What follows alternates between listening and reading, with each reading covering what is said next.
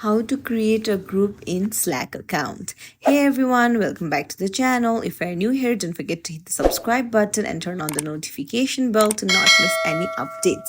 So let's dive right in. First things first, open up your Slack app and then you will see a plus icon on the bottom right. Go ahead and tap on it. This is how you create a group in Slack. So once you have tapped on it, you will see message option. So tap on message and then choose the people that you want to add in the group. You can even search it in the search bar.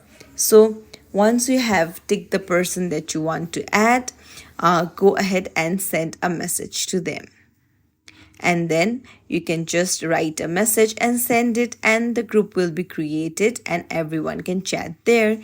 If you found this tutorial helpful, don't forget to like and subscribe to our channel. Thank you for watching. See you in the next video, everyone.